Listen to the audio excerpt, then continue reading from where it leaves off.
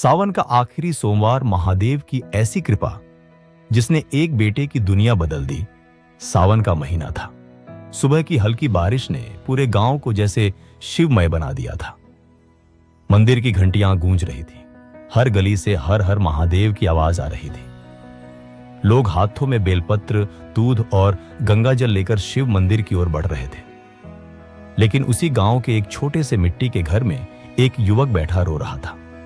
उसका नाम शिवम था। उसके पिता कई महीनों से बीमार थे। घर में दवा खरीदने तक के पैसे नहीं थे। मां अपने गले का आखिरी मंगलसूत्र बेच चुकी थी। चूल्हा कई दिनों से ठीक से नहीं जला था। मां ने धीमे स्वर में कहा, बेटा, आज सावन का आखिरी सोमवार है। अगर हो सके तो महादेव के दर्शन कराना। शिवम ने दर्द भरी मुस्कान के साथ कहा, मां, लोग महादेव को दूध चढ़ाएंगे, गंगाजल चढ़ाएंगे। मेरे पास तो कुछ भी नहीं है। मैं खाली हाथ कैसे जाऊं? मां ने उसकी हथेली अपने हाथों में ली और बोली, बेटा, भगवान को वस्तु नहीं, सच्चा मन चाहिए। ये शब्द शिवम के दिल में उतर गए। वह जंगल के रास्ते मंदिर की ओर चल पड़ा। रास्ते में उसे एक बूढ़ा साधु मिला। साधु बहुत प्यासा था। शिवम के पास सिर्फ एक छोटी सी पानी की बोतल थी, जिसे वह मंदिर पहुंचकर शिवलिंग पर चढ़ाना चाहता था। वह कुछ पल रुका, फिर बिना सोचे पूरी बोतल साधु को पिला दी। साधु मुस्कुराया और बोला, बेटा, क्या तुम्हें अफसोस नहीं हुआ?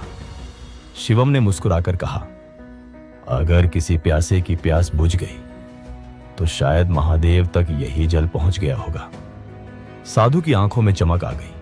वह बोला, जाओ, आज तुम्हारी पूजा स्वीकार हो चुकी है। शिवम आगे बढ़ गया। जब वह मंदिर पहुंचा, उसके हाथ बिल्कुल खाली थे। वह शिवलिंग के सामने बैठ गया। उसकी आंखों से आंसू बहने लगे। महादेव, मेरे पास चढ़ाने के लिए न दूध है, न बेलपत्र, न गंगाजल। मेरे पास सिर्फ एक थका हुआ दिल और अपने माता पिता को बचाने की प्रार्थना है। अगर मेरी भक्ति सच्ची हो तो उन्हें स्वस्थ कर दीजिए। इतना कहकर उसने अपना माथा शिवलिंग पर रख दिया। उसी समय मंदिर के पुजारी उसके पास आए। उन्होंने कहा, बेटा, अभी अभी एक दानी व्यक्ति पूरे गांव के जरूरतमंद परिवारों के इलाज और भोजन का खर्च देकर गया है। उसने सबसे पहला नाम तुम्हारे परिवार का लिखवाया है। शिवम हैरान रह गया। उसने पूछा, कौन था वह? पुजारी मुस्कुराए, पता नहीं, वह बस इतना कहकर चला गया, आज सावन का आखिरी सोमवार है।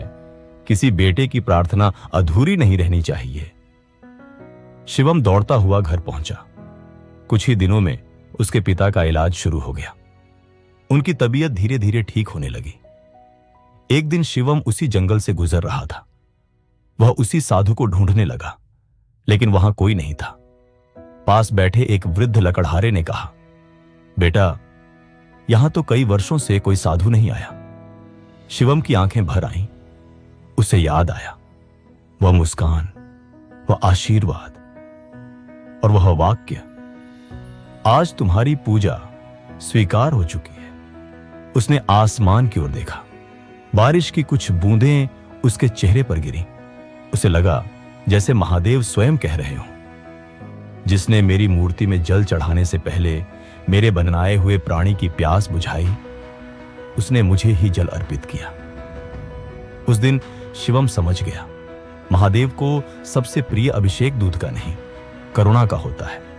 और सावन का सबसे बड़ा व्रत भूखे को भोजन, प्यासे को पानी और निराश को आशा देना है। कहानी का संदेश, सच्ची शिव भक्ति केवल मंदिर तक सीमित नहीं होती।